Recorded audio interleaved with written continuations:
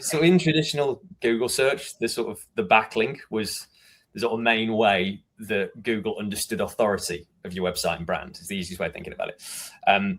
As AI search becomes more widely adopted in 2026 and beyond, the link itself becomes less important than the reputational signals required for AI visibility. So basically, there will be more demand for reputation management, not just with earned media, but also in places across the web, like Reddit and reviews, as we've already spoken about before, obviously with the caveats that we've already mentioned. But this is kind of because LLMs need consistent messaging across the web to feel confident to cite or recommend a brand. There is no position 8 of ChatGPT. There is no page 3 of Perplexity. You're either cited or you aren't. But additionally, there will be more of a focus on highlighting those unique selling points that our clients can offer to make them stand out. Because standing out, they're basically either citing you or they aren't, as I've said to you before. So really, you just need to give them all the signals they can to show that you're trusted ahead of all of your rivals, I suppose. Nice. And how does like original data and unique data play a point in that? Andrew, maybe you want to speak a bit to that, focus on originality? Well, I clearly, from a kind of PR and comms context, reputation, argue that is what PR and communication is all about, the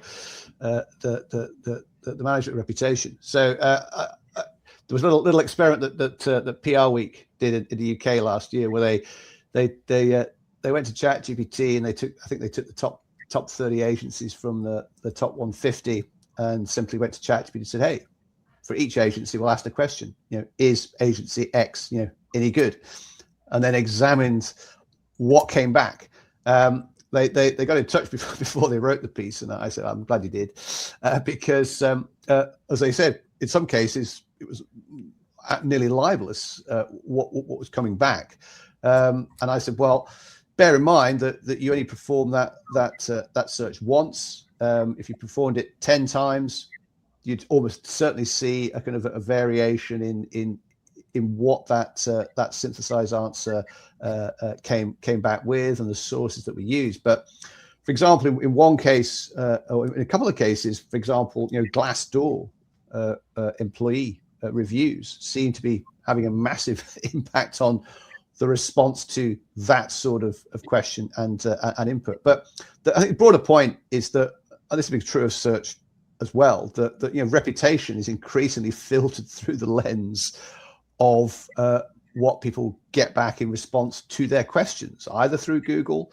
either through just vanilla Google, or through AI mode, or through ChatGPT or Perplexity or Claude, whichever model tool rather you're working with. So it raises some sort of big questions for the world of comms, which is, well, what can we do? If we discover that there seems to be a rather kind of alarming response to those sorts of inputs, what can we actually do to kind of change or influence what those AI platforms are saying about us? And again, we've already seen people say, "Oh, we know. Hire us, and we'll go in and we'll sort it for you," kind of thing. I'm thinking, really? I'm not quite convinced that it's that simple. But at the same time, doing nothing, I suspect is not an option either. But yes, long and short of it is that increasingly people are, whether we like it or not, they are choosing to accept the answers they get back from an AI tool as kind of gospel. Well, in fact, there was I think it was a Microsoft study, wasn't it? And they seem to suggest that there's a kind of age disparity in that younger people are far more likely to be using AI, and they're also far more likely to accept what it tells them.